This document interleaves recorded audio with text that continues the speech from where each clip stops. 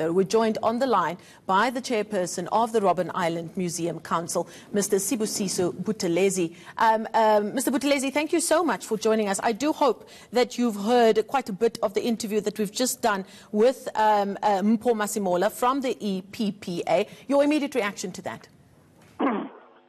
I think if I can say Mpho Masimola is a comic, it will be an insult to comics. First and foremost, the leadership of the EPPA, with whom we had a meeting this past week, has distanced itself from all the utterances that Mr. Masimola has been making on public platforms. I'm talking about the leadership of the EPPA. Number two, I've said it before and I'm saying it now. Not every ex-political prisoner is a member of the EPPA. In fact, the number of ex-political prisoners have got nothing to do. They want to have nothing to do with the EPPA because of the recklessness of individuals such as Mpho Masimola.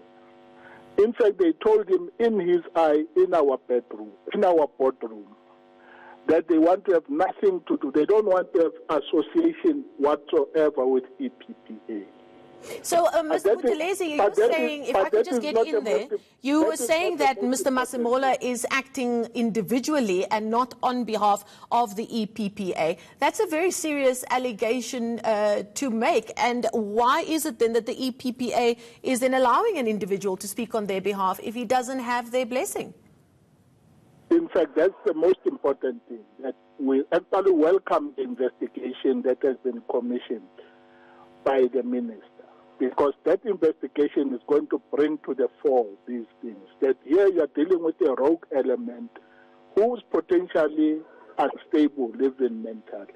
I don't know why people don't see through this. We've also said on record that what has triggered this particular round of madness are commercial interests, whereby Mr. Masimola, with his business partner, Mr. Johan van Heerden, want us to give them preferential procurement of the boat to the Robben Island under the banner that it is actually benefiting them as ex-political prisoners. I must say that I don't have a problem, and the board does not have a problem at all in empowering and supporting the ex-political prisoners to make business with Robben Island. However, that must happen within a sound legal and commercial framework. We have a process in place which they are failing. They've missed 2 deadlines to actually put proper proposals that can be considered. Number 2, they want ridership guarantee, that even on days when we actually don't have boats, they want a ridership guarantee of about 5 trips per day that we must pay for, whether they've actually undertaken it. We can't agree to those things. It is these things that have actually led to this mess. We are saying that we are prepared to support the ex-political prisoners, but we can't take irrational decisions because we are a creature of legislation. We are governed by Public Finance Management Act. We are not going to take decisions that don't make sense.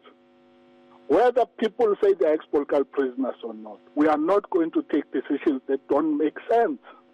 Now, but we actually welcome the investigation that has been set up by the minister, because it is actually going to allow us a platform where an independent person is going to actually look at the issues at play and also unpack and discern through all this nonsense that is going on. Now, before I let you go, Mr. Buthelezi, Mpho Masimola from the EPPA made some very serious allegations outside of governance issues about how members of that board has been appointed. He's also said things like one of the senior members of that board was seen driving a car that should be seen as a historical artifact that apparently, according to him, was gifted to Nelson Mandela by COSATU, and that a number of artifacts were not being treated in the correct fashion, and various other governance issues he's brought up as well. Are you on the record denying all of those allegations made by him on air?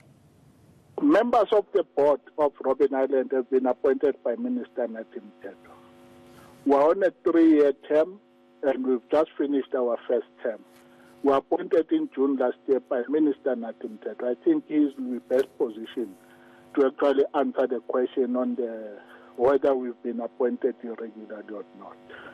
So number two, we didn't appoint ourselves. That's the first point I'm making. Number two, there is no member of the board who's actually doing business with council. In fact, Mr. Mthethwa is the world-renowned. He's a PhD in architecture. Besides being an ex-political prisoner, he's a well-renowned architect. Not only is he a part of the board, but the board also draws from his experience as a world-renowned architect. Just Google him, Luyanda Mthethwa, Dr. Luyanda Mthethwa, and that he's doing on a voluntary basis. I'm saying on record that we are not paying Dr. Mthethwa a cent for the advisory services that he's giving. We're drawing from his experience, not only as an ex-political prisoner, but as a world-renowned architect. Number three, what you raised three things, the artifacts. We are probably one of the only few, if not the only one, who are audited by the Auditor General on an annual basis in terms of our heritage assets. You can just peruse our annual report. All the heritage assets, all those artifacts are kept in UWC through the Maibuye program with UWC. But not only are those artifacts in the custody of UWC, but they are audited by the Auditor General on an annual basis. Okay, we're going to leave it there for now. The chairperson of the Robben Island Museum Council, Sipusisa Buthelezi, joining us on the line there.